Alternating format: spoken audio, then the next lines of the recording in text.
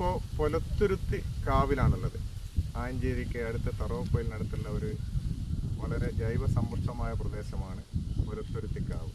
ഇവിടെ ഒരു വിഭാഗം ജനങ്ങളുടെ ആരാധനാ കേന്ദ്രം കൂടിയായിട്ടുള്ള ഈ ഒറ്റപ്പെട്ട തുരുത്ത്.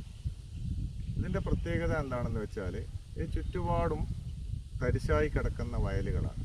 അതിൽ നിരവധി ഇനം ജലസസ്യങ്ങളും അതുപോലെ തന്നെ ആമ്പൽ, താമര തുടങ്ങിയ പൂവുകളും നിറഞ്ഞേക്കുകയാണ്.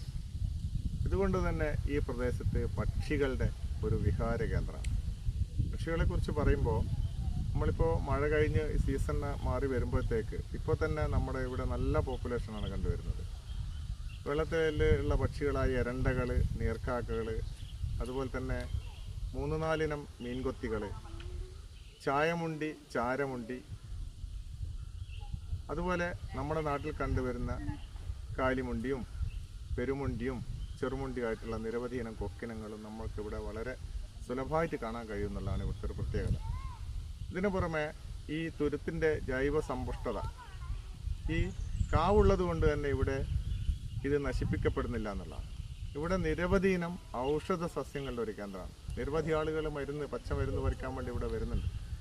അതുപോലെ തന്നെ നമ്മുടെ നാട്ടിൽ നിന്ന് അന്യം നിന്ന് പോകുന്നതായിട്ടുള്ള ഒരുപാട് ഇനം ചെടികൾ, അതിൻ്റെ പൂവ്, അതിൻ്റെ കായ്കളൊക്കെ വളരെ മനോഹരമായ രീതിയിൽ നമുക്ക് ഇവിടുന്ന് കാണാൻ പറ്റും.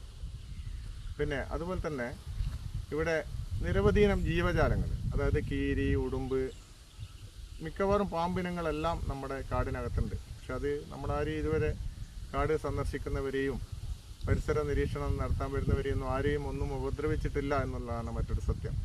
നമ്മുടെ നാട്ടിലെ കുറുനരികൾ ഉള്ള ഒരു കേന്ദ്രം തന്നെയാണ്. നമ്മുടെ ഈ ജൈവസമ്പുഷ്ടമായ കലവറ സന്ദർശിക്കാൻ വേണ്ടി വളരെ ദൂരെ നിന്ന് പോലും ആളുകൾ, കുട്ടികളെ പരിസര നിരീക്ഷണത്തിനും ജൈവ വൈവിധ്യ പഠനത്തിനൊക്കെ ധാരാളം ആളുകൾ, പഠിക്കുന്ന ആളുകളൊക്കെ ഇവിടെ വരുന്നുണ്ട്. ഇത് ഒരു പ്രത്യേക ജനവിഭാഗത്തിൻ്റെ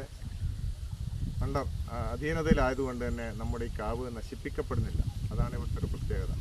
ഇനിയും വരും കാലങ്ങളിൽ ഇത് സംരക്ഷിക്കപ്പെട്ട് വലിയൊരു ജൈവ കലവറയായി മാറും എന്നുള്ള ഒരു പ്രത്യാശ നമ്മളെല്ലാവർക്കും ഉണ്ട്. ഇപ്പോൾ പ്രകൃതി പഠനം നടത്തുന്ന ആൾക്കാർക്ക് സന്ദർശിക്കാൻ പറ്റിയ വളരെ നല്ലൊരു പ്രദേശമാണ് ആയഞ്ചേരിയിലെ പൊലത്തുരുത്തിക്കാവ്.